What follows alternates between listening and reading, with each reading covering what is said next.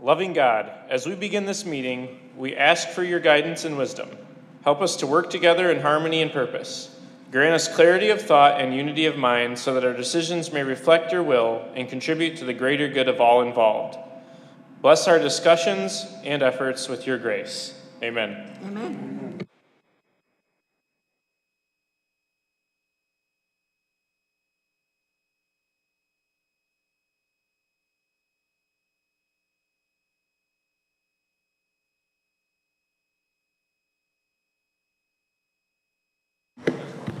Roll call, please. Commissioner Langley, Here. Commissioner Lawrence, Here. Commissioner Northrup, Chair Jones, Yep. Commissioner Grice, Here. Commissioner Barrera, Here. Commissioner Marquetti, and Commissioner Lee. Here. All right. Do we have any additions or deletions to our agenda? Hearing none, Commissioner Grice.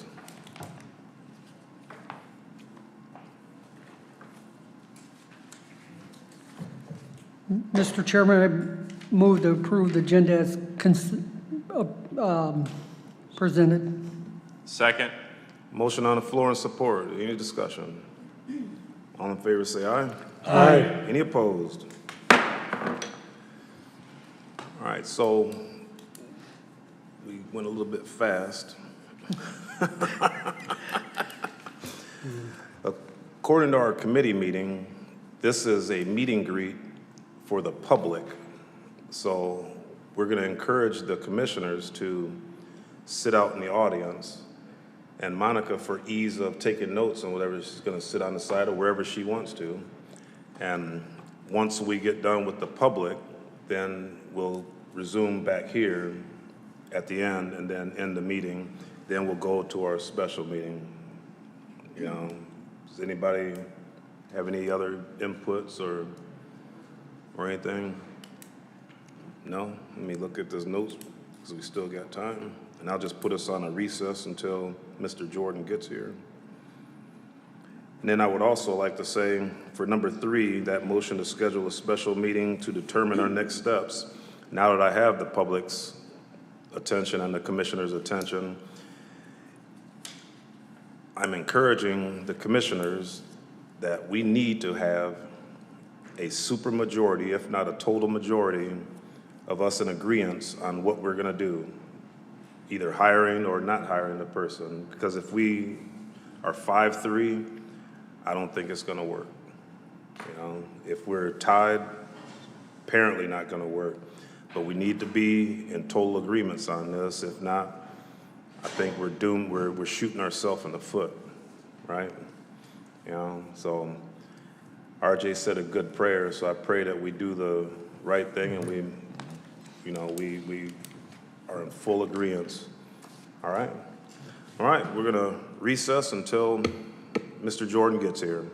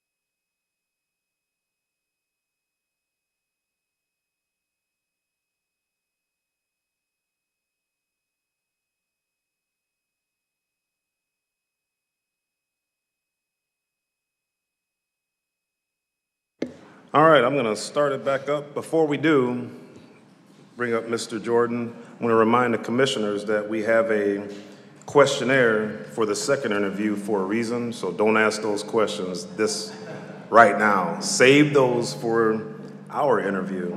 And then also another note, this is going to be for a whole hour. If we run out of questions, I'm going to recess, and Mr. Jordan will have our most knowledgeable and long-lasting commissioner here give you a tour of the building and the history of everything here. And then if we have any other questions come in, I'll reconvene in time enough for you to answer those questions, and then we'll go into a special meeting, okay? All right, Mr. Jordan, you are up. Make sure you go ahead, hit the red button there, sir. You have the floor. Good afternoon, everyone. Well, you guys can do better. Good afternoon, everyone. It's a beautiful day. So my name is Chet Janik. I'm a consultant working with the board. I'm finally the next administrator, and let me just go over the format. Obviously, this is Mr. Jordan here, and I have passed out 3x5 cards, so you're welcome to ask a question in person. If you do, just raise your hand. We have a microphone because it is being broadcast on YouTube, so we want to make sure the audience out there can hear it. If you'd like to ask a question but don't feel comfortable asking it, fill out a 3x5 card, and I will read that to Mr. Jordan, and he'll respond. And like the chairman says, we have about an hour, so we have plenty of time to ask your questions here. So, Mr. Jordan, would you like to come up and just kind of give an overview, and then we'll open up to the audience. Okay, thank you, Chet. This is the 2 or 3 minute elevator speech, I believe. My name is Patrick Jordan. I'm originally from Muskegon, Michigan. I am the youngest of 7. I come from a military family, although I didn't serve myself. My dad was an Air Force combat pilot, and he did 20 years and retired a major. And my brother did 30 years in the Marine Corps. Enlisted man, retired a master gunnery sergeant, sorry. He's living up in northern Idaho on 40 acres all by himself now after 30 years in the Marine Corps. I began my service, I'm married 32 years. We have 2 boys. We have 4 grandkids with 1 boy. The other younger one just got married. He just graduated from Cornerstone in Grand Rapids, and he's in the ownership program for Chick-fil-A, to have his own Chick-fil-A restaurant. And so he'll be traveling a lot, opening restaurants and doing what they do. We have moved around. I began this line of work when I was 38 years old, actually, as township supervisor for a charter township, Muskegon Charter Township.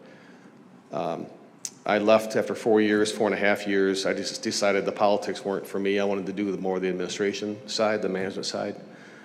And we went to Texas for a few years. I worked for Tarrant County, which is Fort Worth, big 1.7 million people. Worked for the county clerk there, running a department.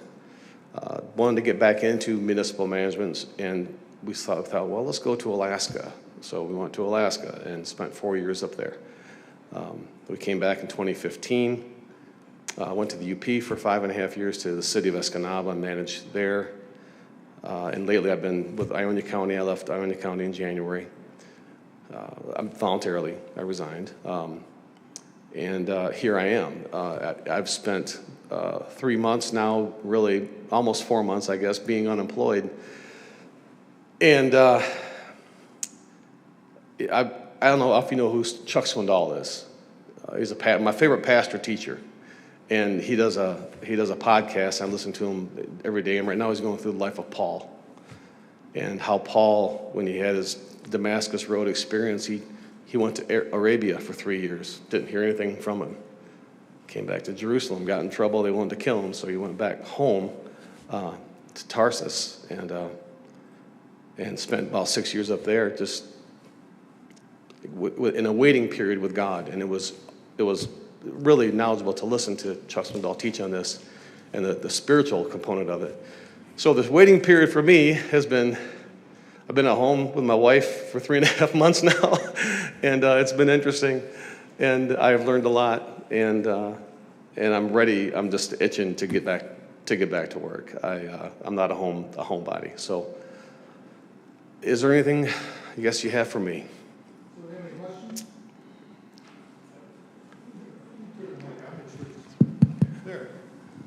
Mike's on. I'm Skip Dyes. I used to be a commissioner here one time. Cass County has many arms, and you understand that. Yep. And commissioners, you only get you part of the time, but the community also gets a part of you. So it has to be a consensus line built between the county and the commissioners and the people of Cass County, whether it be through the school systems, through emergency services, all of those things, townships, all those things are part of the county. So how do you build that consensus between the commissioners, Cass County, and Cass County? I guess you have to build consensus by being available to people and being engaged with people. It doesn't matter where they are. And that's the part of the job I probably enjoy the most, is just engaging with people and building relationships with people, with employees, with my elected officials, all the elected officials, and as well as in the county. I know we do, you're reading the budget message from the last budget. There's a section on this collaboration that you're doing with other agencies within the county and doing cost sharing and those kinds of things. Those are always good to do when you can reduce costs for everyone by sharing. And that's how I started out in this line of work, was in Muskegon Township, was building relationships with my neighbors, my townships around me. And until that time, there had been walls up. Townships had walls up, and they didn't like each other. They didn't talk to each other. They didn't deal with each other. And we, for 4 years, me and 4 other supervisors tore the walls down, and we got a lot done for the community up there. And that's it. If you're going to serve the public, that's the kind of stuff you have to do. So.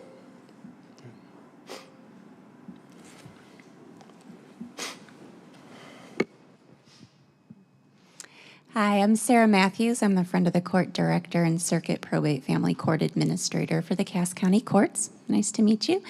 You mentioned in your elevator pitch that you left a line of work because politics were not for you, and you liked the administrative side. There is an administrative aspect to this, but you'll have elected officials as your bosses. Right. You'll have to navigate different branches of governments with elected officials who have their own mandates. There are politics involved no matter how you word it or change it. So given that historically politics weren't for you, how has that changed that now you want this position that does involve politics? I guess I could clarify what I meant by that. I guess I meant running for office continually wasn't for me. I guess that's what I meant by that. I realize I've been doing this for over 20 years, and I realize the political component to this job. I realize I'm fully aware of the co-employer relationship that I have, that the county has with all the elected officials, the full-time elected officials, the courts, the judges. And I started out as a public official, I guess, as a deputy with Ottawa County Sheriff's Office, and then as an investigator with the Friend of the Court. And so I kind of came from the grassroots in various departments and various unions I belong to, and I understand completely what's here waiting for me if I'm chosen for this job. I actually wrote my master's project paper on the family court because I started in January of '98 when it just began, and 2 years later, submitted my project, and it was a okay paper, I guess. It was good.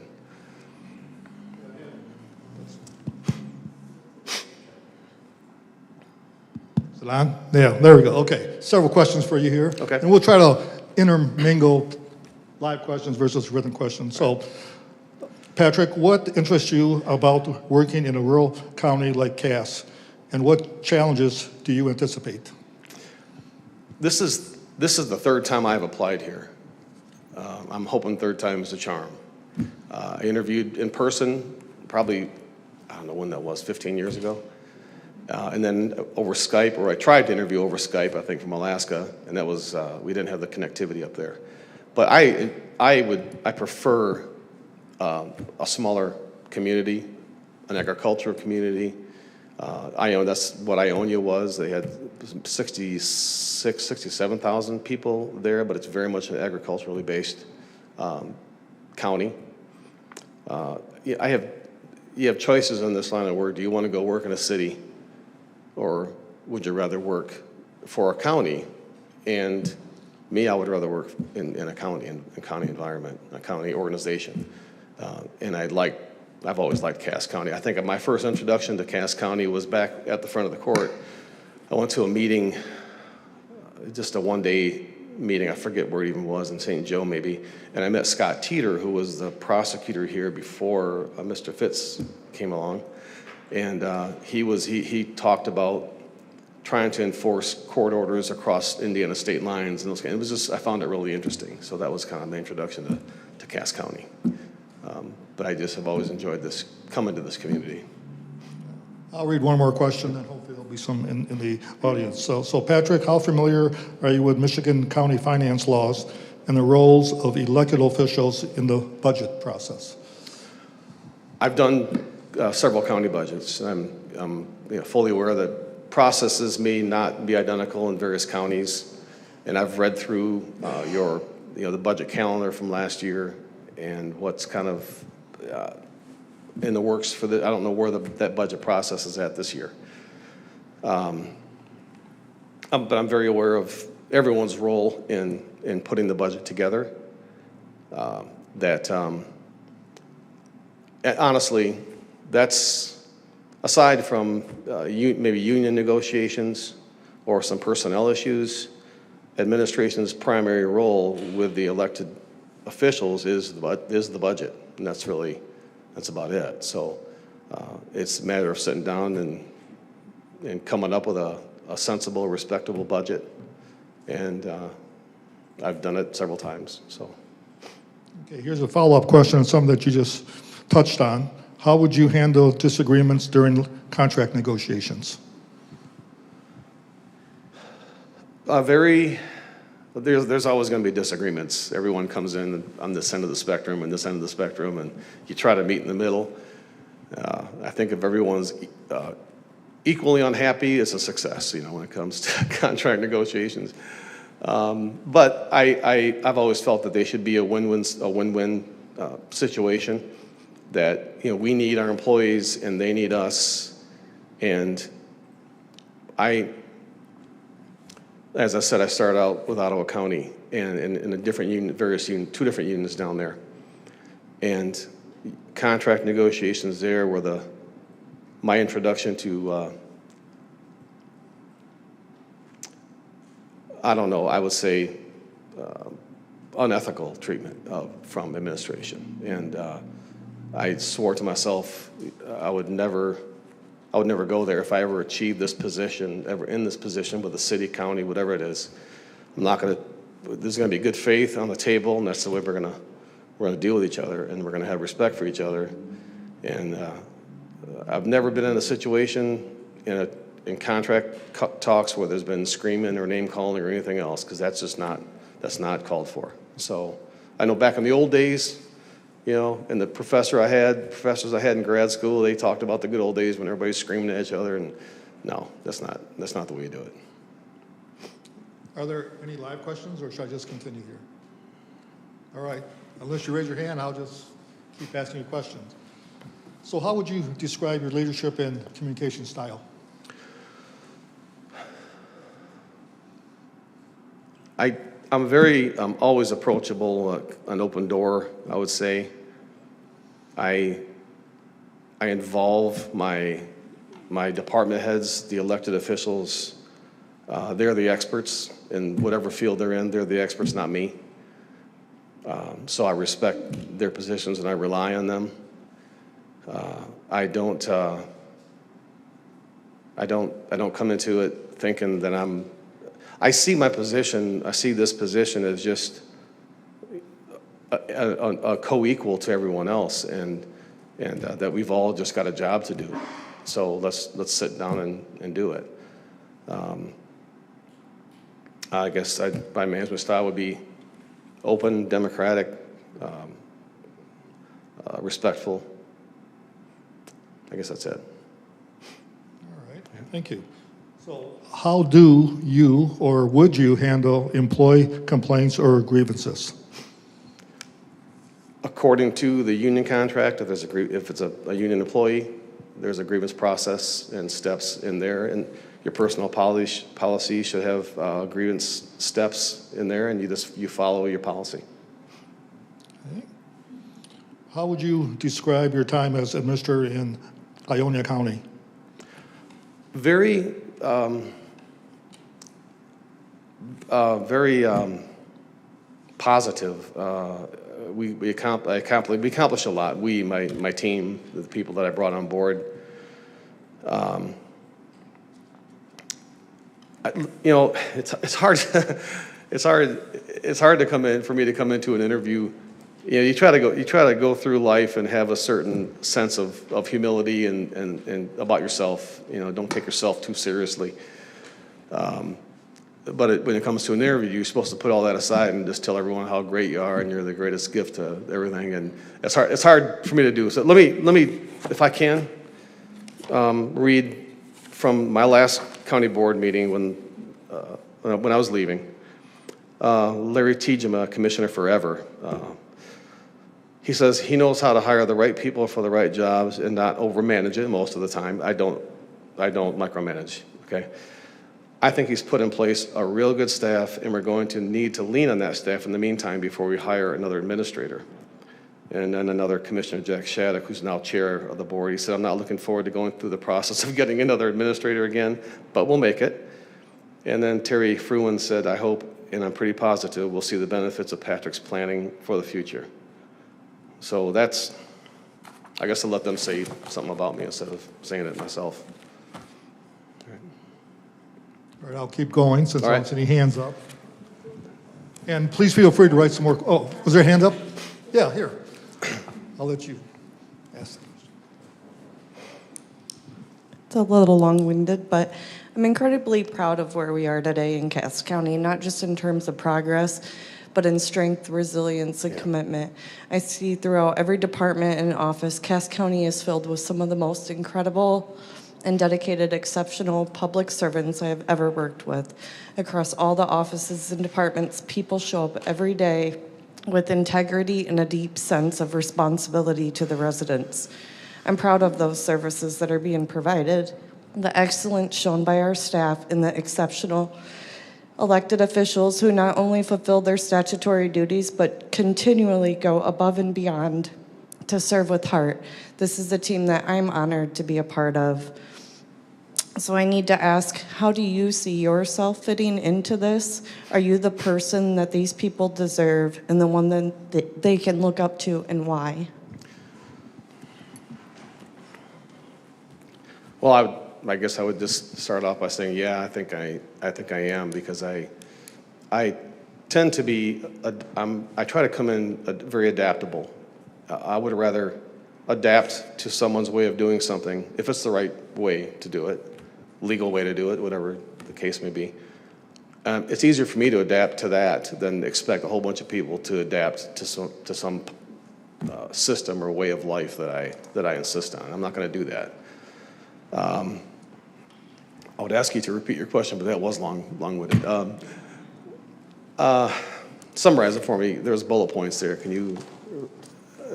How do I see myself fitting in with that? With the rest of the How do you leaders? see yourself fitting into this group? Are you the person that they deserve, and why?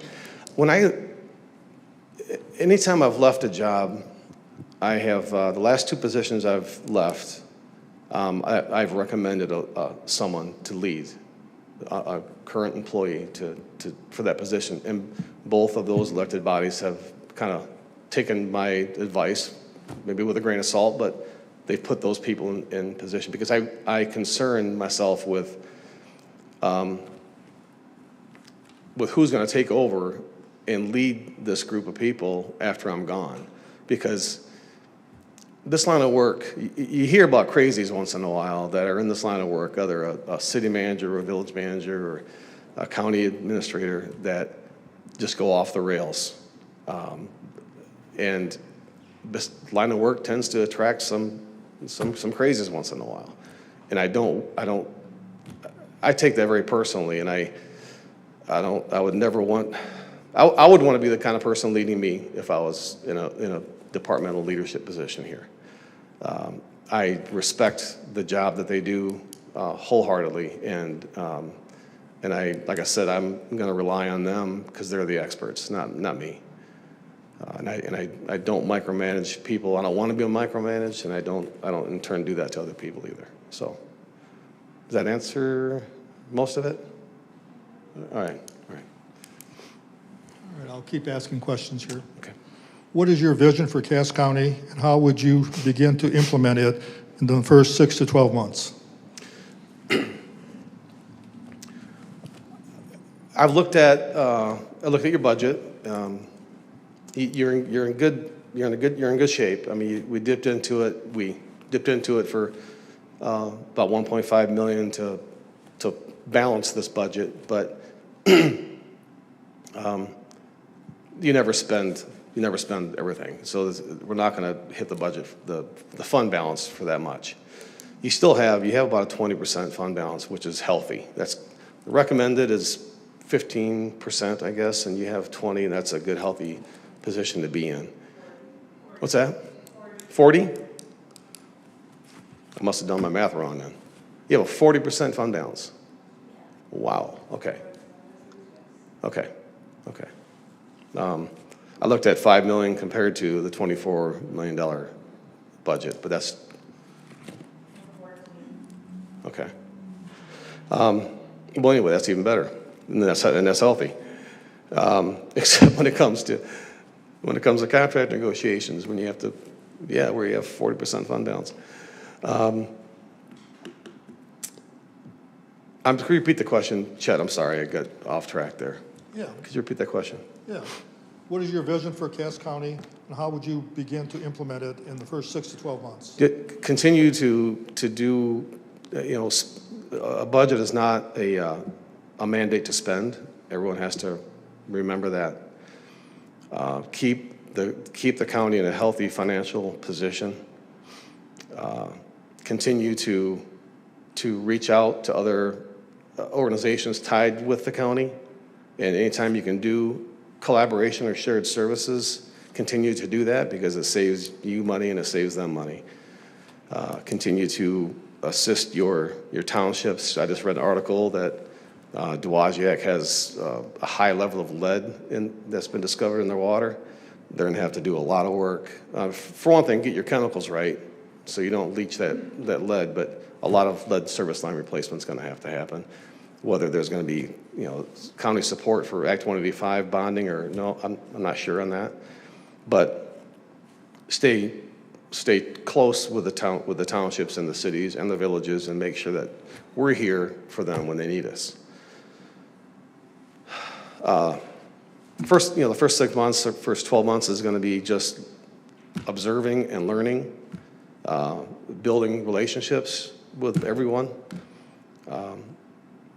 taking ownership, and looking at projects that are kind of low-hanging fruit, completing those, and continuing to work on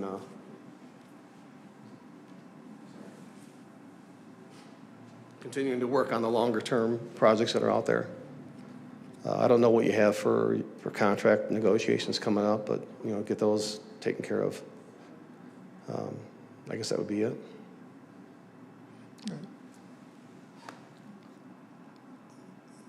Another question about the budget here for you. What is your approach to budget development and long-term financial planning? If you have more questions, just raise your hand. I'll pick them up.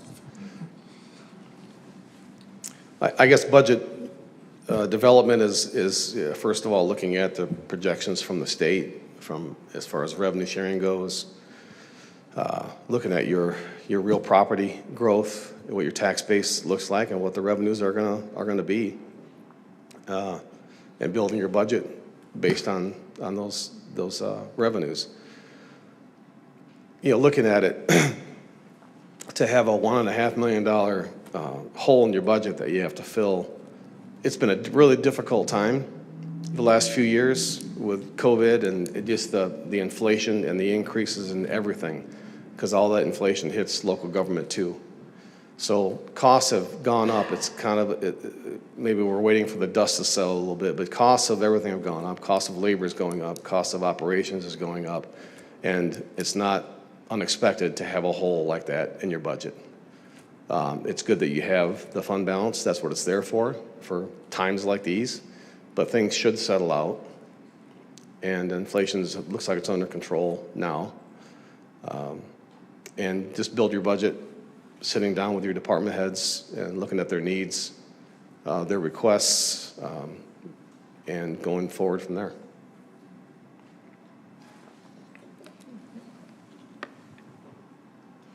So, as the county administrator, you're not elected, but you do represent the county. So, as the county administrator, you're not elected, but you do represent the county. Yeah. And so, it's a two-part question. In representing the county, what do you think the demeanor and presence expected of you should be? Of me?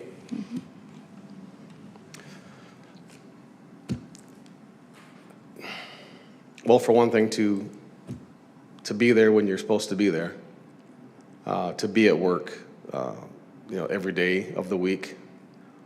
I'm glad the whole work from home thing is over. That irritated me badly, and I had to put a stop to that finally when I got at Ionia County. We're public employees. We should be in the office when the public needs us. My demeanor is always going to be respectful. I know the things that I'm responsible for and how to have discussions with stakeholders. I have a good idea of what their needs are, of their basic needs, general needs in the community. But I guess my demeanor is always going to be respectful. Does that demeanor apply only 8 to 5 when you're working? I'm Does sorry? that demeanor apply only 8 to 5 during working hours, or is that 24/7 in the community? Not at all. It's if you represent, even in the private sector, you represent someone. There's a higher level of behavior, of behavioral expectations, I think, for public employees, for elected officials, that we should hold ourselves to a higher standard.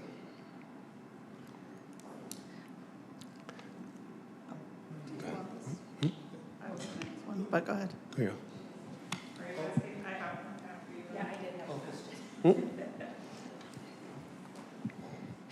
I won't ask it from behind you. So you've served as county administrator in other counties, and so you know there are different groups that you work with within the county. The Board of Commissioners, working elected officials like clerk, treasurer, sheriff, and then department heads. What is your communication style, and how did you communicate with those different groups? You mean like a method of communication? Everyone uses, my communication style, I guess I would say generally is just, I want to be predictable to people. I have one way of communicating with people regardless of where they come from in life.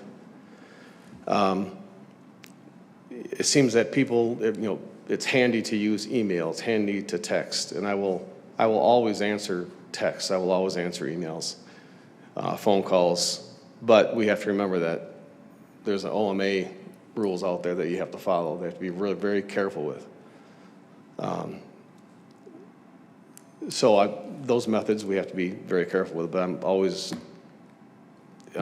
never going to lie to you. I'll always tell you the truth. I don't like telling people some people, their attitude is I just tell it like it is. Well, yeah, that's good. Speak the truth. But sugarcoat it a little bit sometimes, because sometimes it's easier that way. But I'm always going to be open in who I am and respectful with people, regardless of who they are. So, yeah, thank you. Okay, so my question is, I appreciate you said you have an open door policy. And when I came back to work in the county in 2013, I had that same policy, but it's been my experience both in my prior position and now as a judge that people are sometimes scared to come into your office and tell you the truth. So sometimes in a community, the way you find out that there are problems are because you hear whispers amongst the employees, or you see posts on social media, or, combination of all of the above. Yeah. So when you become aware that there are those issues through those other sources, even though to your face people are acting as though everything is hunky-dory, how do you as a leader address that situation? I'm not on Facebook, so I'm not on social media except for LinkedIn. Well, I guess I should clarify. The way you become aware of it is because your employee might hand you something that says, our county administrator sucks because of X, Y, and Z, and that was posted on Facebook. Maybe you're not on there, but the community is, and so then you see that. Or we've had it in the courts where a litigant will post on Facebook, I went to this office in the courts and had this experience. Nobody told me that, and I didn't see it on Facebook, but now it's been printed and handed to me. Yeah, if something like that happens, people are always going to be, social media is the death knell to our society, I think, and, but it's a good way of finding out stuff, and if there's something really legitimate going on, a problem, then absolutely look into it and address it. Maybe just, that's part of building good relationships and trusting relationships with people that maybe they're afraid to come in and talk to me in my office, but I would approach someone and just ask them, what's the deal? Is it something that we need, if something needs to be addressed and fixed right now? Is it a process problem? Is it did they come at lunchtime or break time and had to wait? I don't know. Just if you come across a problem, deal with it. I don't like running on the rumor mill and gossip. It drives me crazy, but sometimes that's where you find out things you need to know about. Does that answer your question, Judge? It does, but in that same vein, what has happened in the past is there creates kind of a triangulation, is the term we use for it in our drug courts.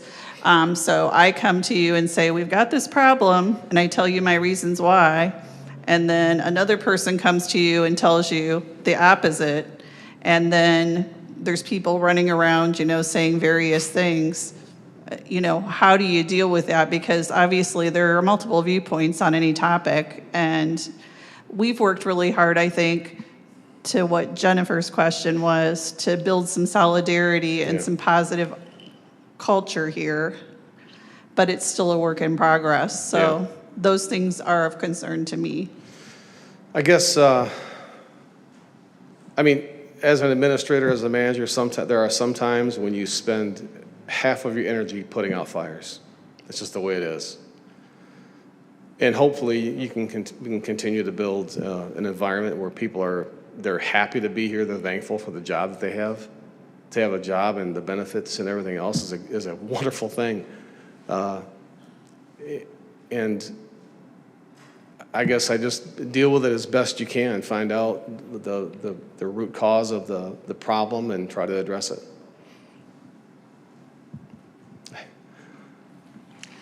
Hi, Mr. Patrick. I'm Hope Anderson, the county treasurer. Nice to meet you. Nice to meet you. My question is centers around the fact that this position has seen a high rate of turnover in the last 10 or so years. What do you believe are the key factors for long-term success and stability in this role? Good question. I think remembering who I work for. I work for them, but I also work for the whole community, and there's going to be the 4-year terms for county commissioners. I think is a good thing. That is going to bring stability and consistency to county government. Having thick skin and just doing your job and doing it in a way that builds trust, that shows professionalism, respecting that county budget and keeping that in good shape. I'm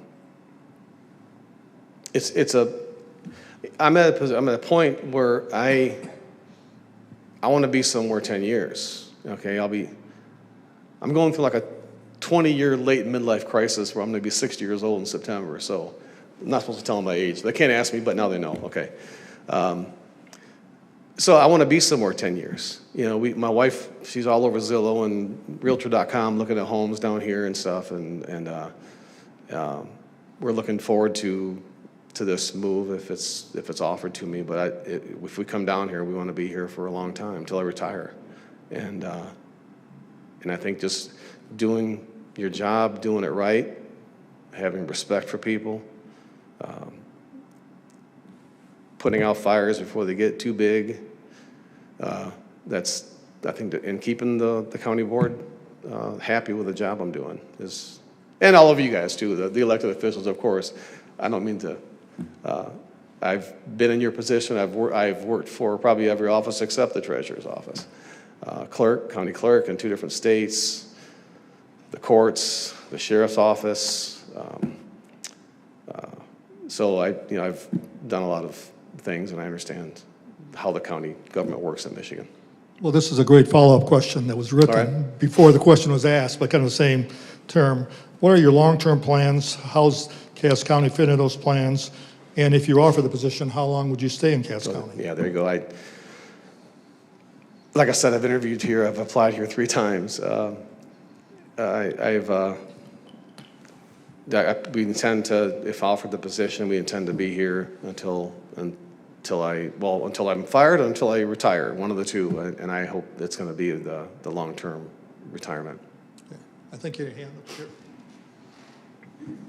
Hi, I'm Ambrosia. I'm the Marketing and Communications Manager. Yep. So my background is in journalism. I care very strongly about transparency and communicating internally and externally. So as administrator, what level of transparency do you think your staff and the public is owed?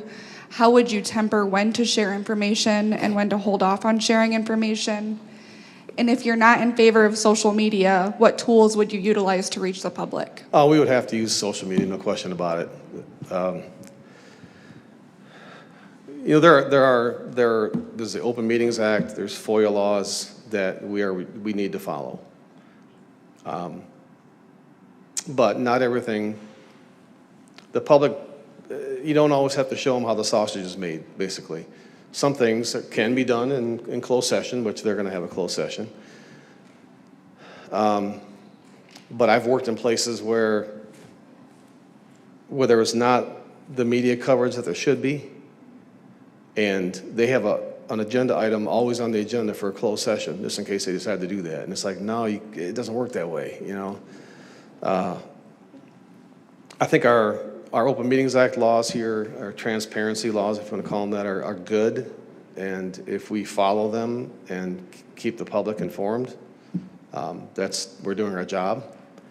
The state of Florida has what they call sunshine laws, which are written in the Constitution. And 2 county commissioners couldn't be in the same room and talk under those laws. It's kind of to an extreme, really. What's the second part of your question? I'm sorry. I got a lot going through my head. Yeah. Okay, all right. There was something I missed, though. I said, what level of transparency do you think your staff and your public is owed? So Okay. maybe that part. we need to follow the law, and honestly, I look at it as part of my job to keep my bosses out of trouble. It's my job to make sure that they follow the law, that there aren't Open Meetings Act violations, those kinds of things. That's a big part of the job is making sure that we're following the law and we don't get ourselves in trouble. Don't open the door for that. Okay. As part of this process, the public had the opportunity to submit questions. As you see on the screen, there's an email address.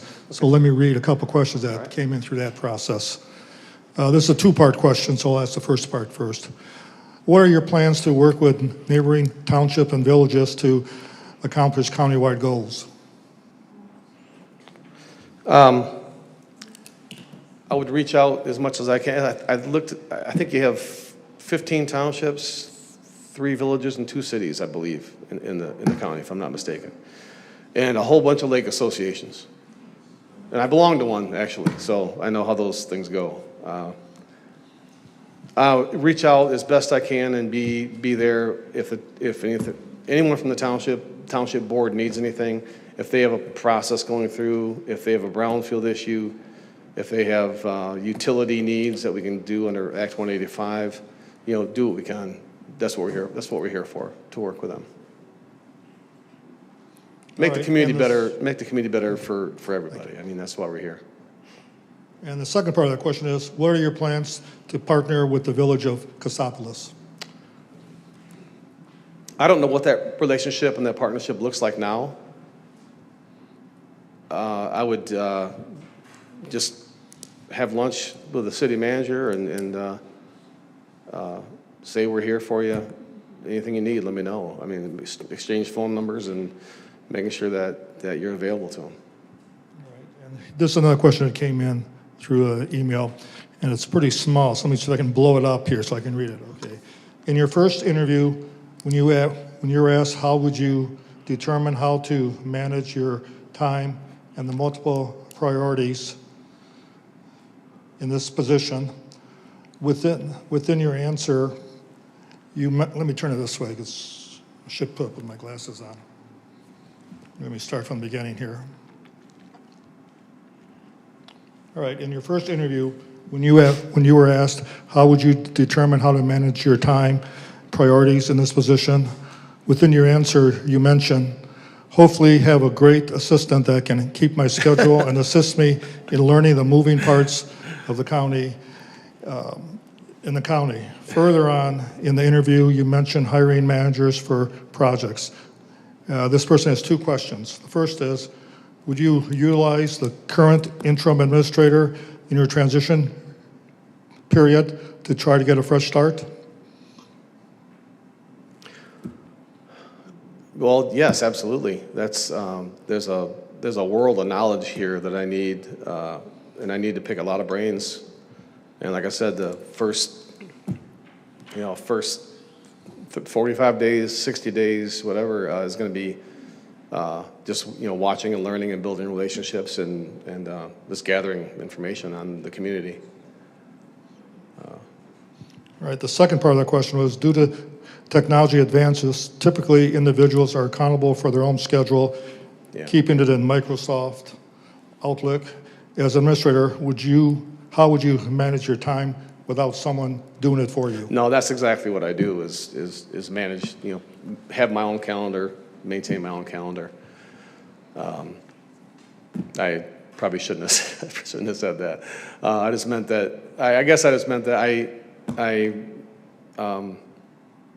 I respect the job that everyone does. If I started out in this line of work, I didn't have an assistant for years in the places where I worked, or an administrative assistant or anything. So I had to do everything, keep my own calendar, keep myself headed in the right direction. So I kind of learned that way, and it was really nice later on when I arrived at a different locale to have someone who was there assisting me and keeping me straight. Okay, this question came in, and you talked about it briefly, but you left the county administrator job in Ionia in the last year to take a job in Alaska. Mm-hmm. Now you're back in Michigan. Why? Like I said, I was approaching a midlife crisis. I don't know. I was kind of wondering and praying and just, Lord, is there something else that I could do? And a friend someone I knew from my experience in Alaska called me up, and he had just gotten elected to the state house. He asked me if I wanted to come up and be his chief of staff. I thought, wow, it'd be a huge pay cut. And we'd have to sell our house and relocate and all this stuff, and it was going to be difficult. And but we talked about it, my wife and I. We prayed about it, and so I went up there. But this is not a an excuse, it's a reason. In October 23rd, this past fall, I had a total knee replacement. So I've been working through that, and they say the younger you are, the worse it is, because your body kind of fights back, you know. And so I did my therapy, went through therapy. I finished therapy January 3rd, and my last day at the county was January 10th. January 12th, I was leaving for Alaska. Well, on the 11th, I went to Muskegon to fix my daughter-in-law's car. And they just plowed the parking lot, and it was just nothing but the ice left underneath. And I'm walking across the parking lot and fell and slipped and went down. And I mean, I was able to get up and walk, but I messed it up. I did something bad to it. Well, the next day I left for Alaska. And if you've ever been to Juneau, it's nothing but hills. And hills going to work, hills going home, and then having to do that, being ambulatory enough to get to work and back, because I didn't have a car, and then being able to move around the legislature the way I was really required to be cheap. It just wasn't working. It wasn't working. And I just realized this is not going to work, and talked to my boss about it. We sat down and talked about it, and I just came home. So I did go. I know there's rumors flying around in Ionia that I actually didn't go to Alaska. No, I did. And I even have a picture of me and the lieutenant governor and my staff. We got our picture taken together. And I have a truck out there I bought in Oregon, and he shipped it up to me on a barge, and then I drove it back. So anyway, I did. That's basically why I left. I was offered something that I thought was like too good to turn down. And what I've learned from it is stick to what you're good at, and I'm good at this, and be, you know, like I said, that this waiting period I've had for a few months, and I think what God is teaching me is just, you know, stay in your lane, do what you're good at, and be content with where I put you, and so that's kind of where I'm at. Hi, I'm Jody Nestage. I'm the IT director here at Cass County. Hi. Nice to meet you. You too. This might be the most important question of the day. So, is it Michigan State, University of Michigan, or Notre Dame? Oh! I got to put you on the spot. I put Michigan State and Notre Dame in the same bucket. All right. I'm a U of M guy. My dad graduated from the School of Engineering. Yeah. You got fans now. You're welcome. All joking aside, I do have a real question, but I just kind of wanted to lighten it a little bit. So here at Cass County, we have a lot of long-term employees, but we also have a lot of employees that are fresh and new as well. Mm-hmm. So I'm just curious, both come obviously with positives. On our board, we have that as well, like long-term commissioners, and I'm a long-term employee myself. But how would you manage an issue that has solutions based on institutional knowledge versus the perspective of trying something completely new? That's a good question. Well, you hear people say, well, we've always done it that way. That's one of those things that can be good or bad, I guess. Because if a certain method is tried and proven and it works, great. But I've always told my employee, I want my employees to know, don't be careless, but don't be afraid to take a risk once in a while, to try something new, and without worrying about getting in trouble for it. You try something, you fail. I tried something, went to Alaska and quit my job and failed. I mean, it was a mistake to go. But you learn from those things and you move on. But I want my staff to know that please, like, don't be careless, but don't be afraid to take a risk either. All right. Hello, Mary Howie, Pass County Commissioner. Hi. I would like to know how you would handle a rogue demanding commissioner. I'm sorry, what? A rogue demanding commissioner, how would you handle that? A rogue command? Demanding commissioner. If a commissioner came to you and demanded certain things of you? Rogue demand, well, the county board or any elected body, village or city, and I said city manager earlier, I should have said village manager, referring to Cassopolis. That's one body up there who they need to act as one body and give direction as one body, not 8 different people telling the county administrator what to do. I would, you know, it's not something that hasn't happened before, you know, and you have to say, well, talk to your fellow commissioners or councilmen and build consensus and we'll bring it back for a vote, but, you know.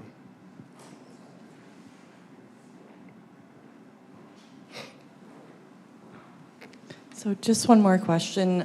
Going back to the Ionia, and I know you said you left to try something new in Alaska. Just to be very frank, I looked online and it looked like you had been looking for something different for a little while before you went to Alaska. You also mentioned during in the beginning that Ionia was very much like our county. So if you were wanting to leave Ionia, I'm just curious why that you would apply to come to a county that's very similar. Well, it may be similar demographically and as far as your economy goes, your population goes, but every board is different. And I've watched this board and I've read up on them, and I would want to work for people like this. I wasn't looking. When I took the job in Alaska, he called me. And just prior to that, maybe a couple months prior to that, everybody needs, if you need a chuckle, you kind of look at what's going on over in Ottawa County for the last couple of years. Well, they were hiring a county administrator in Ottawa County, and I wasn't reaching out, I wasn't looking, but the headhunter, the consultant called me and asked me if I would send him my resume, which I did, and then I interviewed with Ottawa County. I wasn't convinced that I would take it. And I probably shouldn't have even gone, but they invited me and I went and interviewed. And I told my board that. So, like I said, I intend to stay here. We have a buyer for our house already, but we have a little house on Morrison Lake in Ionia in Clarksville, actually. And we got to sell it. My dog, I got a 2-year-old lab, man. He's going to be heartbroken when we move off the water. But that's what I have to give up now. So we're going to be selling that and buying something down here. And we intend to stay.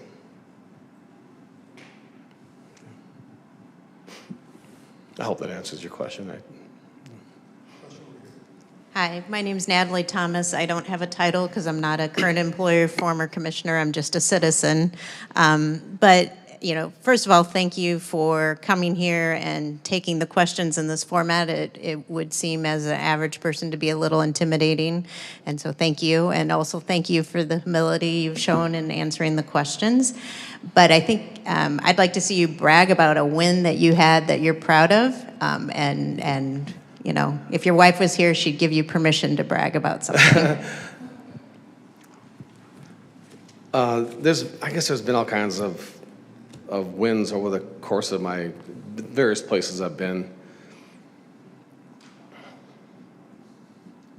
I think a big win, and I'll just go back to recently in Ionia County, was with my especially my sheriff's office union contracts. Differences between the corrections officers, command corrections officers, road patrol, and then command road patrol, 4 different contracts. We worked with MERS and worked with the leadership and combined those contracts, especially we combined the road patrol and the command into one because it brought the employee contributions for the command guys way down, and it shared that long-term liability with a big group of people instead of a smaller group.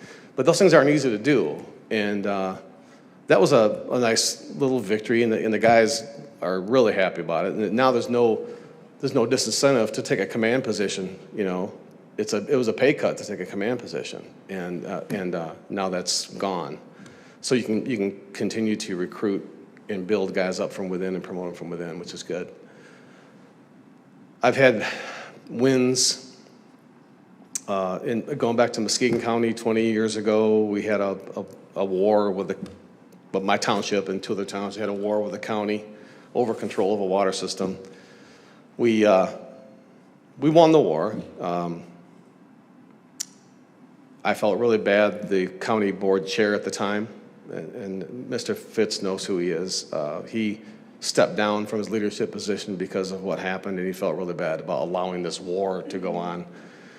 I learned a lot. I learned a lot about don't be a smart aleck with people who buy ink by the barrel. I said something in the paper that was really disrespectful toward a group of residents that needed water badly. We got them water. We just did it the right way. And when it was all over, Muskegon Township, you bury the hatchet. You don't carry those grudges with you in this line of work. Okay, it's in the past. Let's move on. And we ended up we had two water systems, north side and east side. East side was all ours. North side was the one that the war was fought over with two other townships that we share that water system with. We turned over control of our east side system to the county Department of Public Works for them to run and manage because it was the economical, the financial, sensible thing to do. You do those things for the benefit of the community and you don't carry grudges along with you and your toes got stepped on and all that kind of thing. That was a huge, huge victory for us. And then we turned around again and expanded our wastewater collection system, and we waited for two other townships to join us. We did that along with the County Board of Public Works under Act 185. And it saved those other townships a huge amount of money in interest costs, as opposed to doing it on their own. And it was just, those are really good things to do that people don't necessarily notice, but long-term savings is huge for them. Well, thank you. I think we're out of time. So, Mr. Chairman, I guess we don't have to worry about giving a tour of the building, Mr. Jordan, Right. because they did a great job. One more question came online, but you already answered it, so I'm not going to read it. It was asked in various forms. So thank you. On the 3x5 cards, if you'd like to write any comments about this process or Mr. Jordan, feel free to do that. And if you want to put your name on it, great. If you don't, that's fine. But turn them in to the board chairman, and he will review them with the commissioners. So, Patrick, thank you for taking all these answers. Thank you. And thank you, everyone, for coming. And the meeting will start in a few minutes. Thank you, everybody. How about it's 3:27 now. How about we reconvene at 3:40? That way it'll give the public and the commissioners and Mr. Jordan a chance to freshen up, so to speak.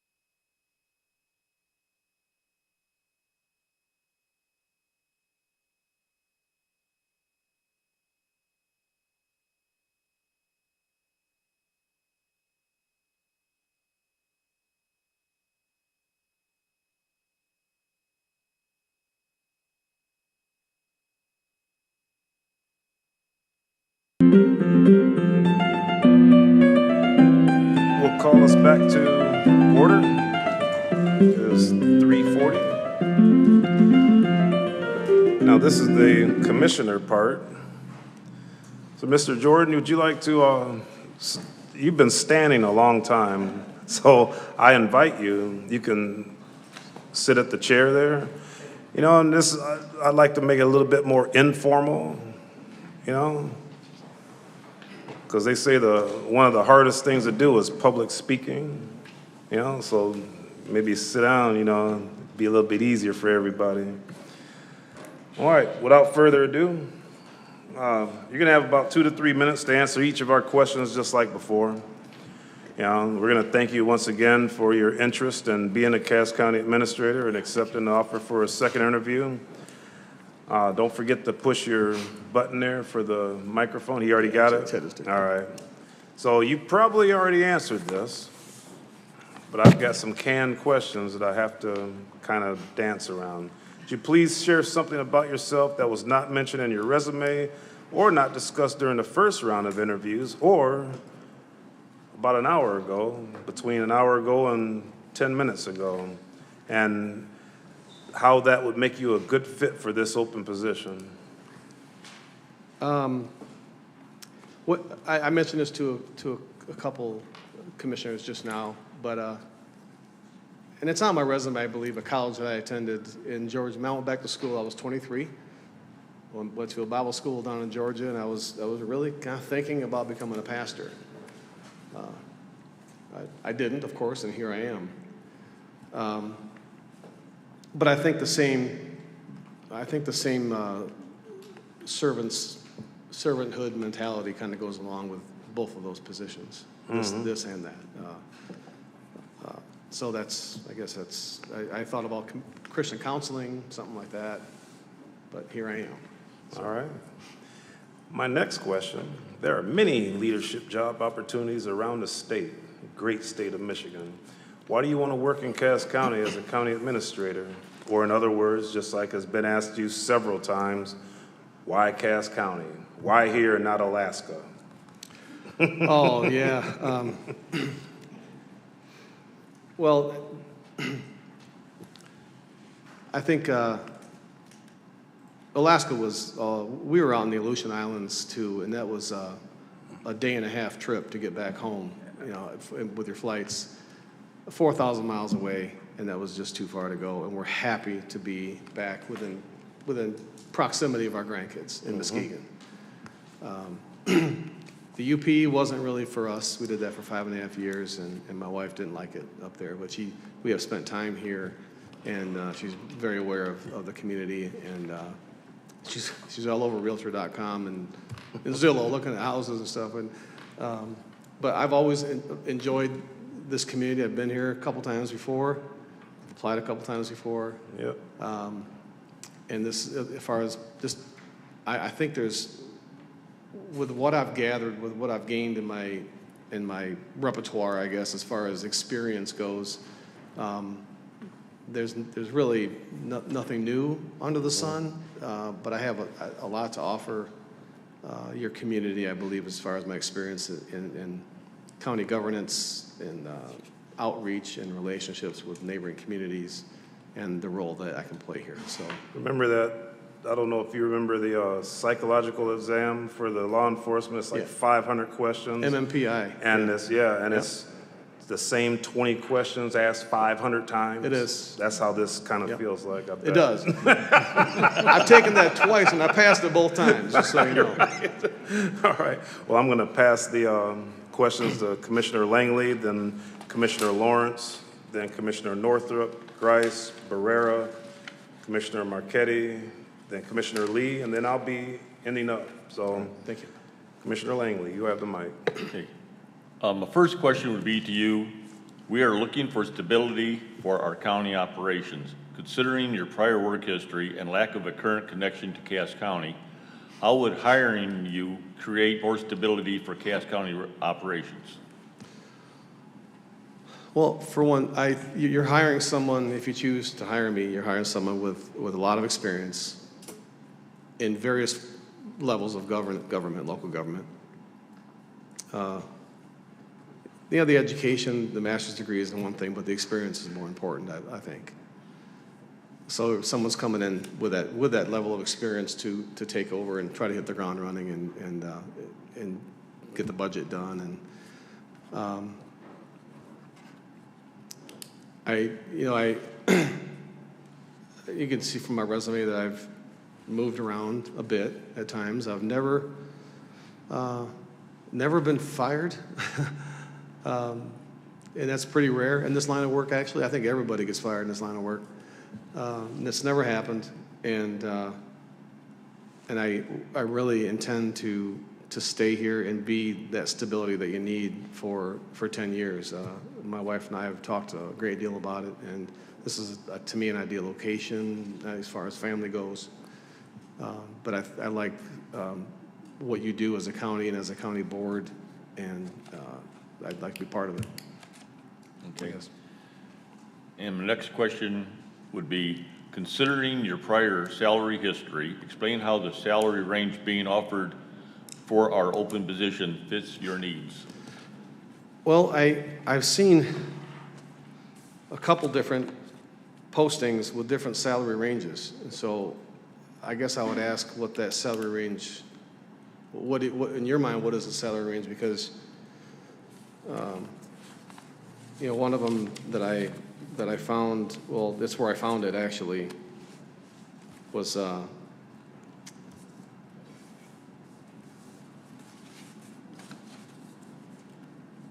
I hope I have it. Maybe I don't.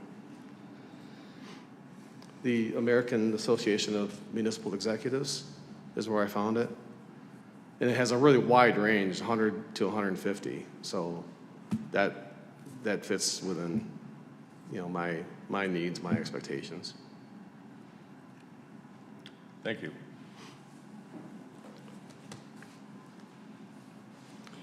This is quite an extensive question here, so bear with me.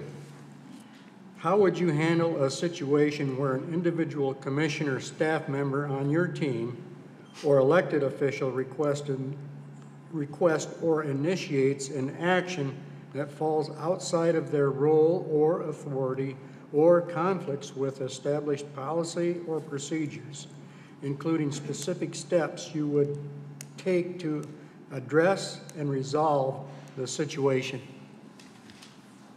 So I missed the first part. I didn't hear concisely, but a staff member or a department head or an elected official. I think I would address it with that elected official, help them understand this is outside of their scope. If it's one of y'all, it's outside the scope of an individual county commissioner. You speak as one voice. And just hope that that's enough to take care of it. Maybe talk, not in a tattling way, but maybe talk to the board chair, and address it that way, if need be. If it's a department head that I direct, just explain to them that that's outside the scope of responsibility and that's not their call to make. Okay. Next question. How would you ensure that you remain approachable to all commissioners, provide consistent information to each of them, maintain equal accessibility, and stay focused on the board's collective priorities? I would make sure that we all exchange, phone numbers. It seems like phone and text is really the way to reach people today. Make sure that you always have my contact info, and I answer texts immediately. I'm not one of those people that I'll get back to it later. If I send someone a text, I want an answer, and if I get a text from someone, I'll give them an answer. I would just make sure that I have a positive relationship with each of you, and that you know that I'm approachable with anything that might come up. What was the last part of your question, Commissioner? Okay. There's a last. Let's see here. And that's approachable to all commissioners, provide consistent information to each of them, maintain equal accessibility, and stay focused on the board's collective priorities. Okay, the last part would just be a matter of, every day doing my job, making sure that your priorities, your directives are, your policies are what's put in place and enforced, I guess.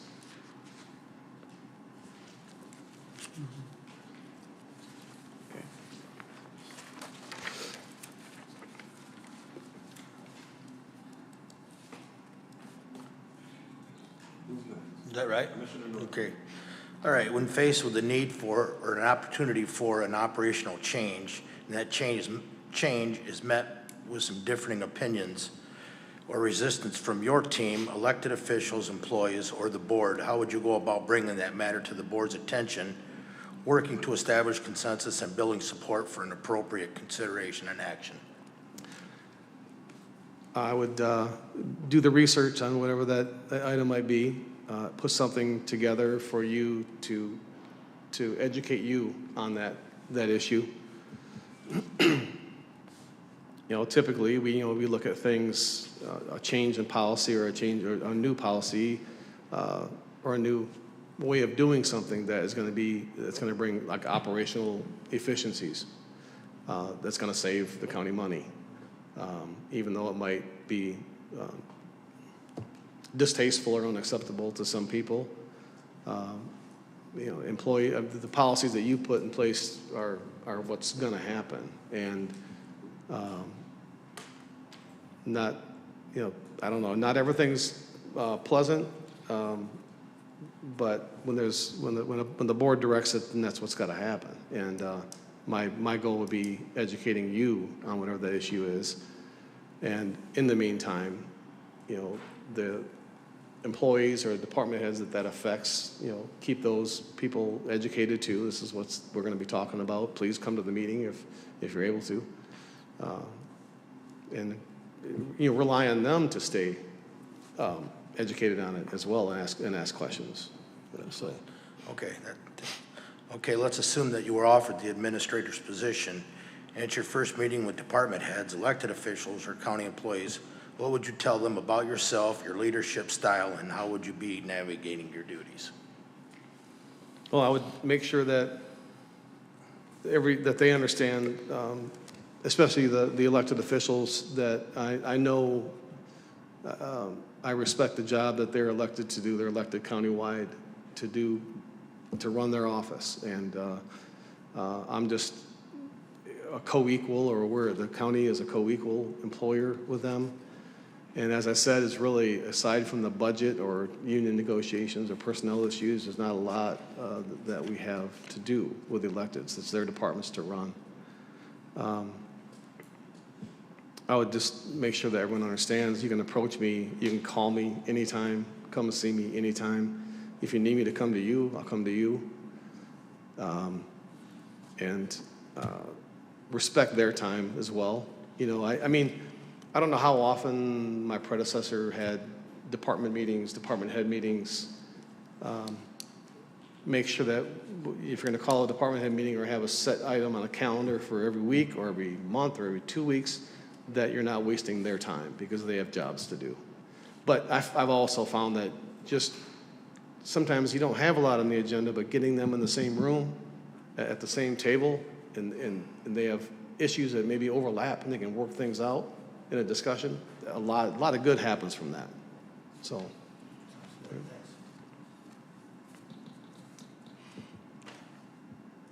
Commissioner Grimes. Thank you. Mr. Jordan, the first question I have for you, please describe your understanding of the difference between the county administrator's oversight of direct reports such as department head and the communication responsibility related to employees in independently managed offices such as the courts, sheriff office, and other offices managed by elected officials, including your communication style and how you would coordinate and deliver messages to ensure consistent communication and alignment across all county offices, departments, and employees? Well, meetings are good. Sit down together and communicate directly. I would make sure that, again, that everyone knows how to contact me. That was a long one. Can you give me the first part of that again? I'm sorry.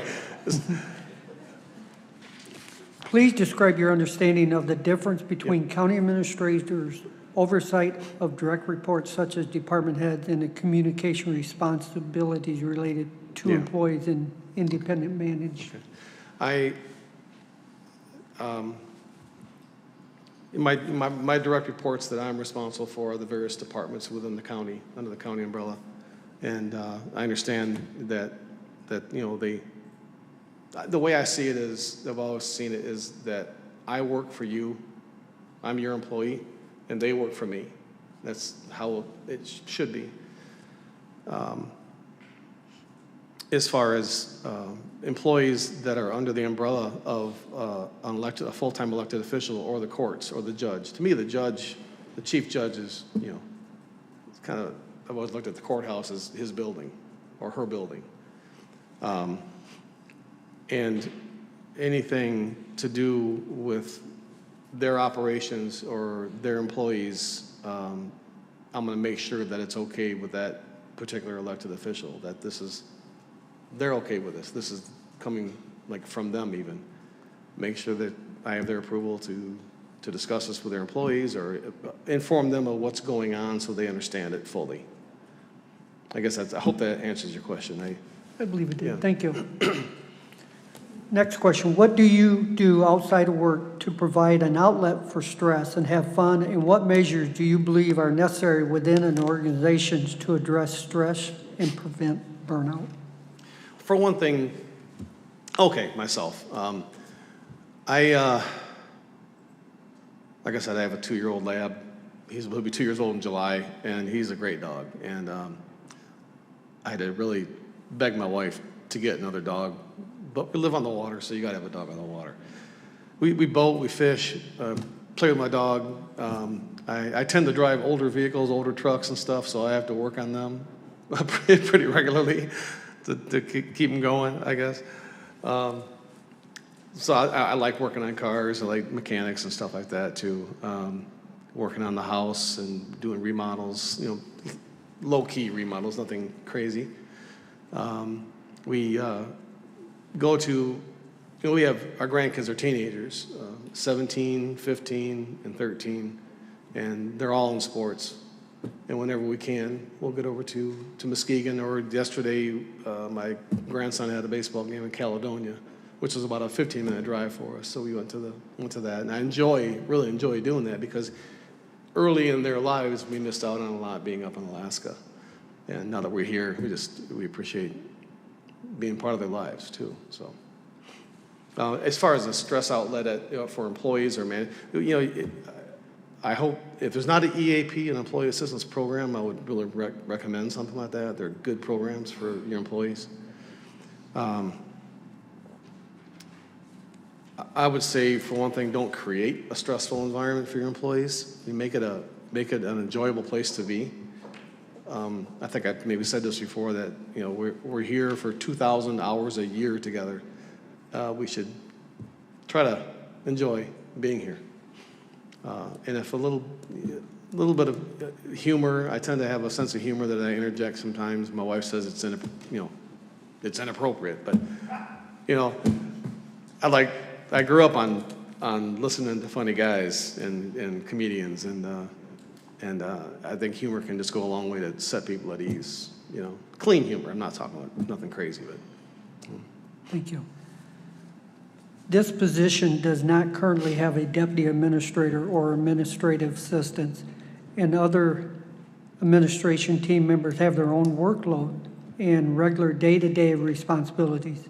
In this environment, with limited ability to delegate, how would you manage your priorities, stay organized, and ensure important tasks are completed while working closely with the administration team, the commissioners, and elected officials?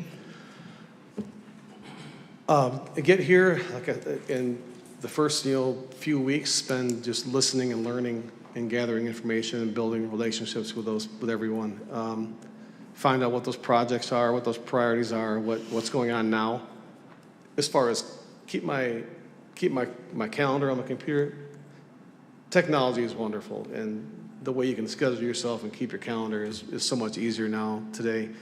But if you need to keep a tickler file, an actual hard tickler file on your desk, do that as well. Use different methods to keep projects organized and going forward.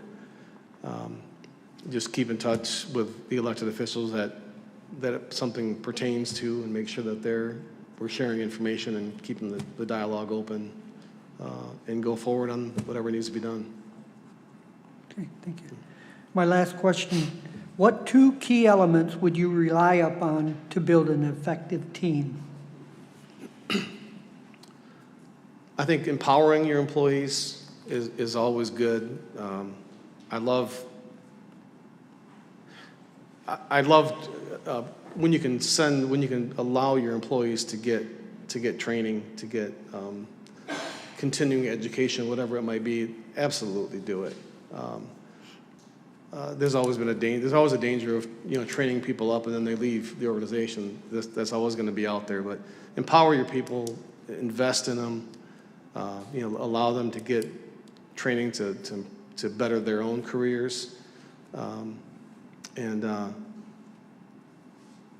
know that make sure they understand that you respect them and you respect the job they do, and you'll support them. And my tendency is, honestly,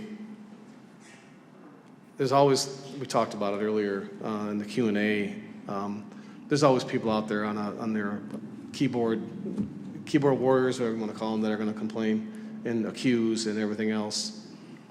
My tendency is to defend my employee. My initial response is going to be to defend them. If it's something serious, look into it and find out what's at the bottom of this, and then if something needs to be fixed, then fix it.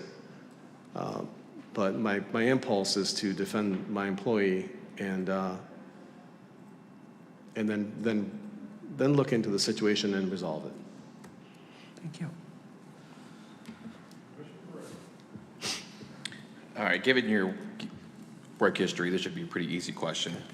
Michigan counties must comply with the Open Meetings Act. Please tell us how familiar you are with the act, and how would you ensure that Cass County adheres to the specific requirements of the act? I think, I'm trying to think of the exact MCL 43 point something, I forget exactly, where I think that there are 12 reasons that a publicly elected board can go into an executive session out of the public.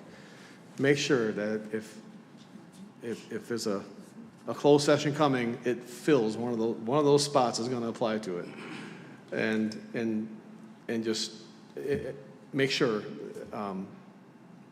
I have said this, that I see part of my job as honestly as keeping my board out of trouble, and that may not be an issue here, but with previous boards I've had, it's been an issue.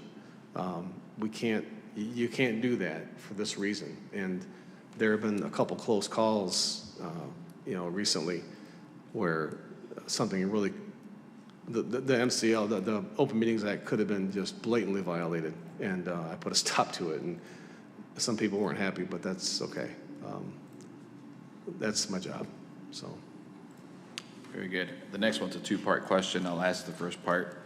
Technology plays a significant role in county government. The county currently uses Office 365. What do you consider to be the best way to use these applications to increase efficiencies in our organization? I've recently, we updated the Office 365 as well, and Teams and everything else that goes along with that, and it's a great product. Those communication tools that are built into that are really good. and they can allow people to communicate back and forth from different buildings, different offices, and in real time. Count, you know, keep your calendar there. I would just use, I would use technology to the extent that you possibly can. My oldest son is an IT director for a school system back in Muskegon, and he kind of keeps me up to date on things and new technologies as they're coming around. And I'm kind of an old dog, you know. I don't like learning new tricks all the time, but then you have to in this line of work. And I use them, rely on your employee, especially your younger employees. That there really are no technology. It's pretty incredible. Having not grown up with it, you know, there is a little bit of an age gap there. You know, having not really grown up with technology. Maybe it's a comfort thing, I think. Where young people, you see these kids on phones and doing everything. They just got it all figured out. They're not afraid of it, and they use it, and it's pretty incredible. But these tools that they have now are so user-friendly, or idiot-proof, whatever you want to call it, I don't know. But user-friendly, let's stick with that. That they're very easy to use, and they give you the training when you implement those, and they're great tools to have. Sorry. I went on too long on that, I'm sorry. You're okay. The next part is, people have grown accustomed to doing business online. What web-based services do you believe county government should provide to the public?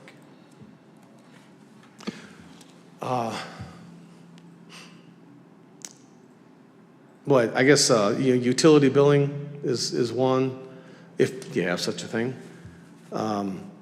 Online payments are nice. You have to pass on that 3% charge. You can't eat that, and I've been through that. If there's online permit applications, whatever you might need, it's really nice to be able to do those applications online. Even if it's just like an interactive PDF that you can fill out and print off and bring in with you or something, that makes it easier. There are ways. There's a system called VitalCheck that you can use for issuing birth certificates, remotely or online. Or it's a good system. They build checks into that system. They use LexisNexis, and it's amazing the stuff they know about you. Because I did a test run on it, and the stuff they know about you, I had to think hard on some of that stuff, But a mortgage you had 20 years ago, and what was the address, and all this kind of stuff. It's incredible what's out there. But there's a lot of tools out there that can make it easier for people, for the public, to get the documents they need, to do the applications they need, pay bills, that kind of thing.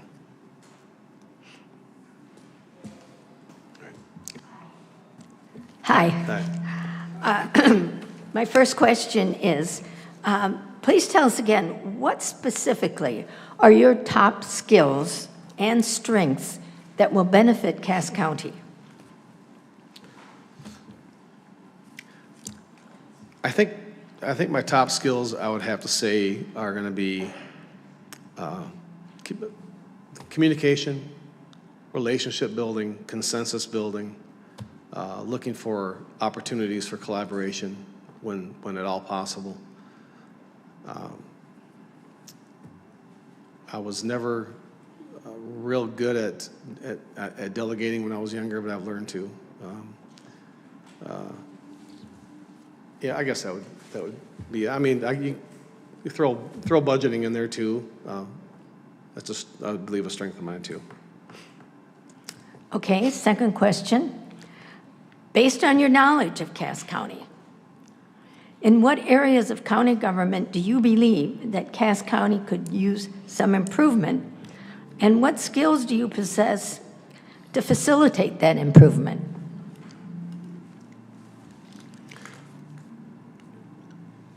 I guess I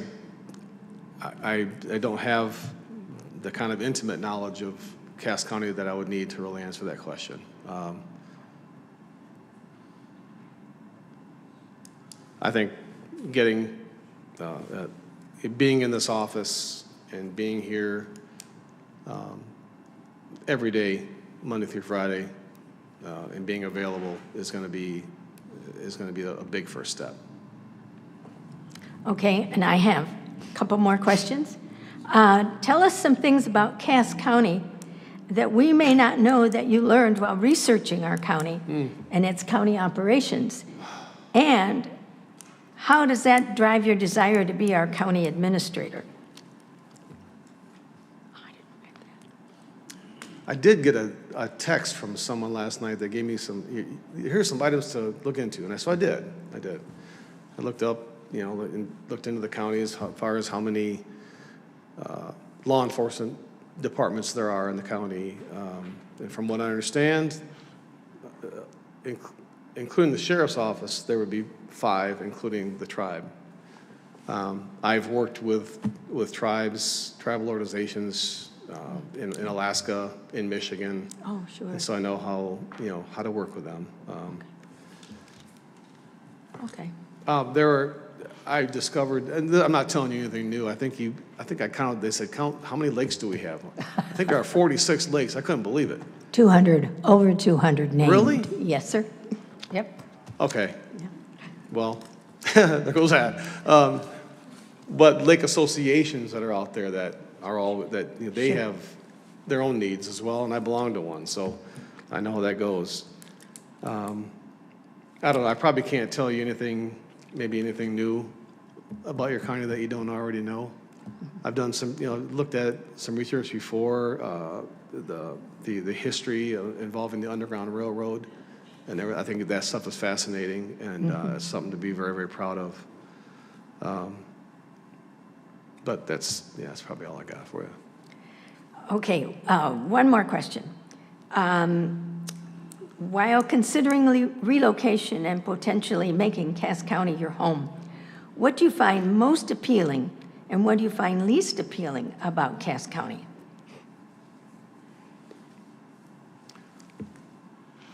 I'm not used to it. I got stuck at the train on my way here. That's one thing I find unappealing. But we see that kind of stuff, and that's a lot of commerce going on right there, and I love seeing that. I love the small community that it is. That's what I prefer. Dowagiac's a wonderful place, and I've visited Dowagiac in the past too.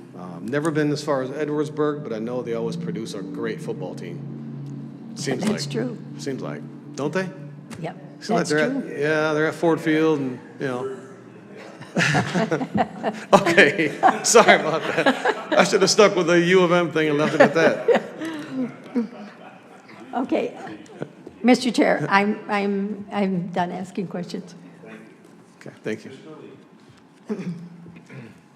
Well, since we're righting a couple of wrongs here, I'd like to start off by saying go green. Oh, all right. All right, all right. I know. Thank you. So first question for you.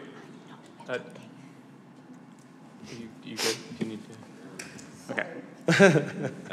Describe 2 different situations where it was important for you to get 2 or more people with different viewpoints to agree on a common course of action, and what you did, and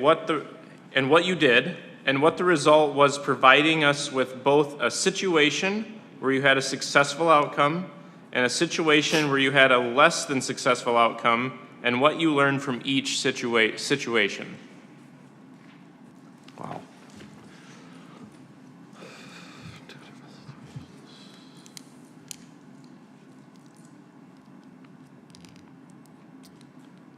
Okay, one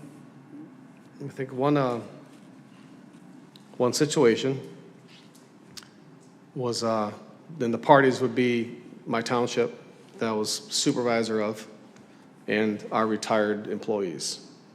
And this is back in about 2005 or 6. And we looked at the finances, the economy was tightened up pretty good, and revenue sharing is down and property values, and we were going to take them to a Medicare Advantage plan, and it took several sessions of educating them educating our retirees to help them understand, why we're doing it, for one thing, that the township needs to find efficiencies and save money, but that it was a really, really good program too, and that we would pay their leftover portion of the premium, and we did. And we saved, I forget how much money we saved. So that worked out where it was just through education and talking to people, it worked out really well.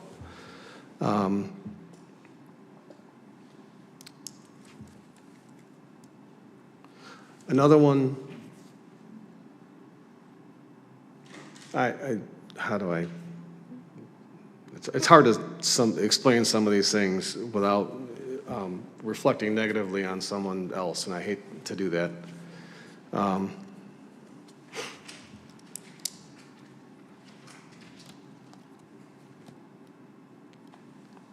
I don't know, when I first arrived in Unalaska, Dutch Harbor, the two things that were waiting for me day one when I got there was classification and compensation study that had been probably halfway done, or the bulk of the grunt work was, the initial work was done, information gathering. And then I had to see it through to the finish line. But the other thing was our electrical guys were very shorthanded. There's only 2 of them, and they wanted to get an apprenticeship program going. But they wanted it to be a union position, and I dug my heels in and said, no, it's not going to be a union position until they graduate from the apprenticeship program and join us as a journeyman. And I think it was the IBEW that they belonged to, and we had to have a few discussions about it, but it wasn't something I was willing to budge on.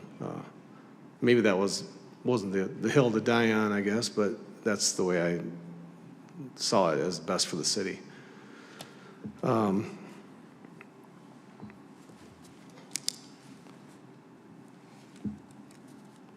I don't know if I finished. Did I answer your question? Yep. All right. Yep. That was a hard one. That was. Yeah. Yeah. And so this last one here, I would say, is a pretty important one as well. Counties receive Freedom of Information Act, or FOIA's, requests regularly. Please tell us about your knowledge of the act, what documents are open to the public, and what type of documents are exempt from FOIA. I've been the FOIA officer where I was actually the one FOIA officer for the municipality. But that was a long time ago, and these laws change. They change these laws every year. There's always updates to FOIA, and you have to continually be educated on it to make sure that you're up to speed. I know work product from your attorney is confidential. Personnel records should be confidential. They're not always.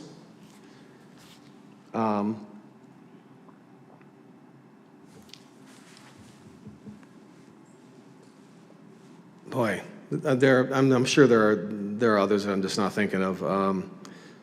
It's been a while since I've had to be a hands-on FOIA person, but I understand the law. I understand what it started out being and how it's evolved, and that there are changes to it all the time, and that it's very, very important to stay up to speed on it. And where I came from, that we had 2 different FOIA officers that handled those issues.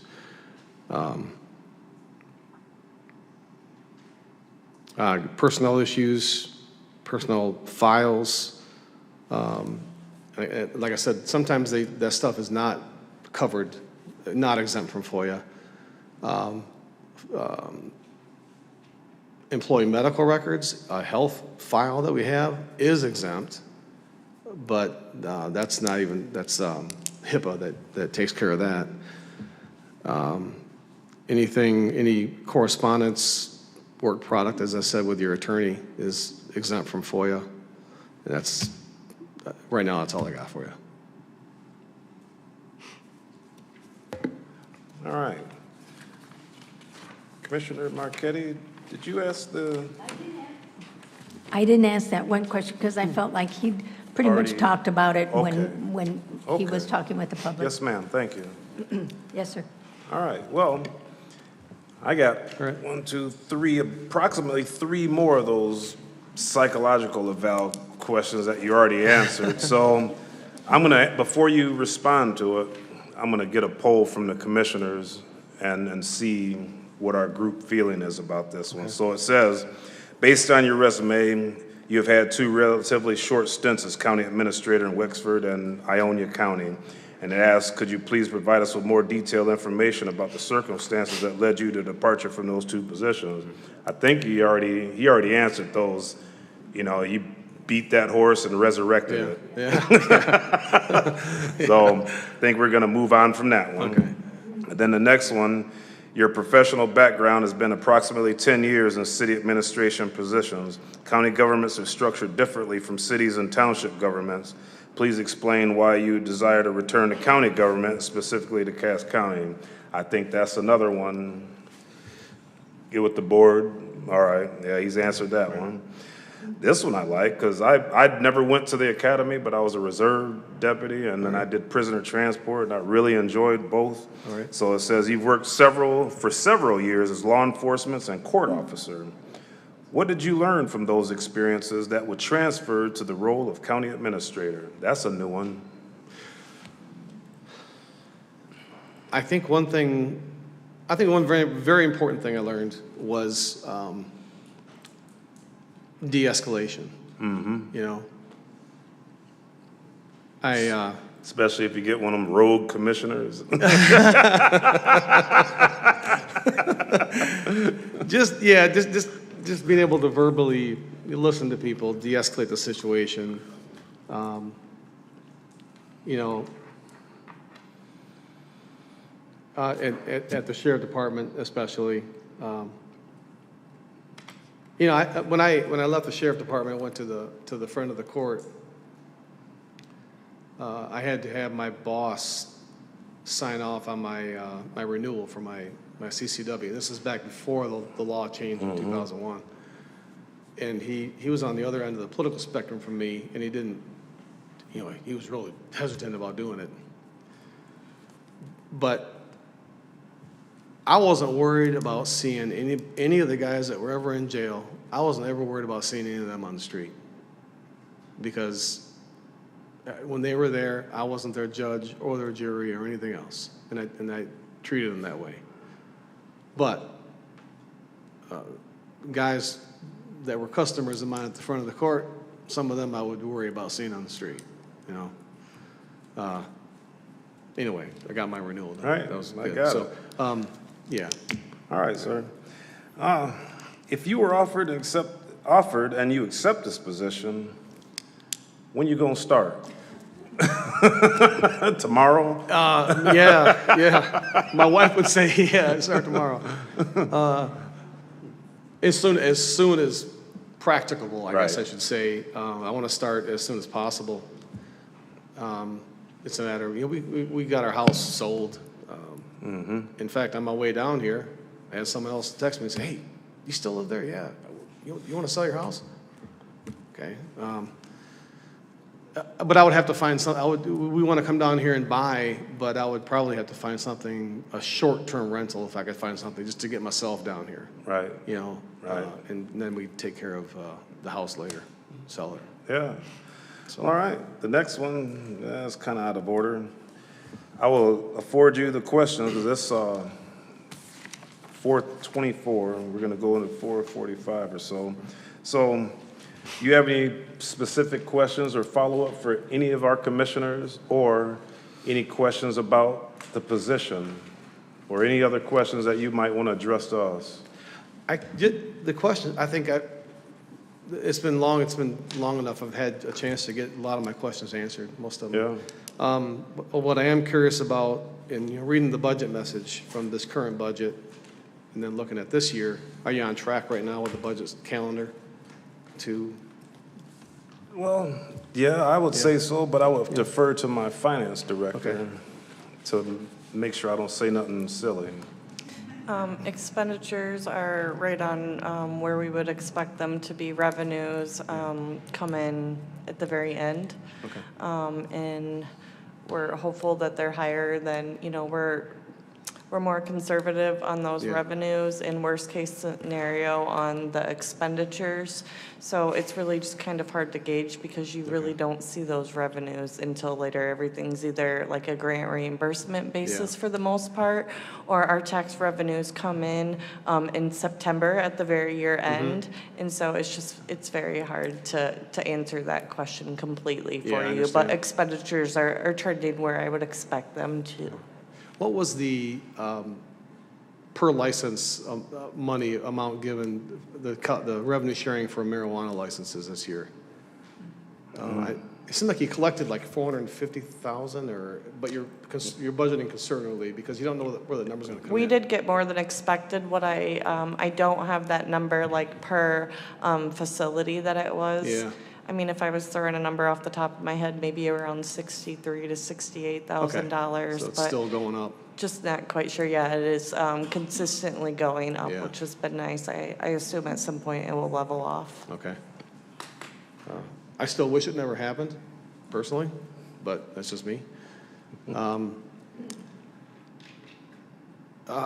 Interlocal, I read, there's a little bit section on interlocal agreements and cost sharing. We talked about that. Are there more opportunities out there for anything to be done? Any low-hanging fruit or? Well, there is, and we've been working with a few of them. Like Jen said, off the top of our heads, because there's so many opportunities and so many things. But I think our grants is one of the biggest things that we're going for, like the low-hanging fruit. Get some of that, but then they come in when they come in, because the state, you can't control it. But anything else, we're on top of it. And I always look at Jen and like, if she's not pulling out her hair or threatening to throw me out of a window, we're doing pretty good. All right. All right. I guess my question would be what's the process going forward here? Well, what I'm going to do is I'm going to poll the commissioners and Monica here to get a good day to hold a special meeting to make a decision. Okay. And then at that meeting, I'm going to influence them we need to make a decision based on all 8 of us. We need to be in total agreement. That way we don't want to set you up for failure. Oh, it's always nice to have a unanimous decision on something like that. And we'll work with Chet, and we've got an ad hoc committee that may or may not have to meet again. Okay. And I'm going to still field the questions that we're getting, circulate that amongst the commissioners, give people a chance to digest all of this, and then we'll reconvene and make a decision. All right. Thank you. All right, sir. Okay. Anything else from any of the commissioners or Mr. Jordan? No. All right. Well, we thank you for coming. Thank you. And I'm going to talk to the commissioners here, and you can feel free to stay for our special meeting, or you can go and do what you need to do to decompress. It's been brutal. I'll leave. It's a special meeting about going forward. So. Well, the special meeting is not for.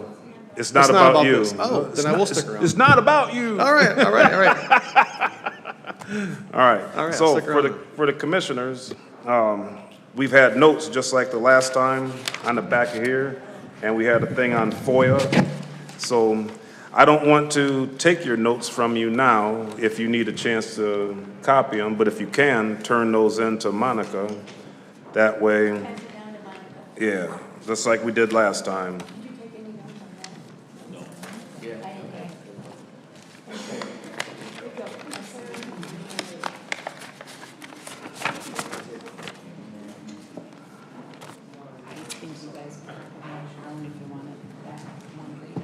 All right, let me see if I get anything else on my notes here.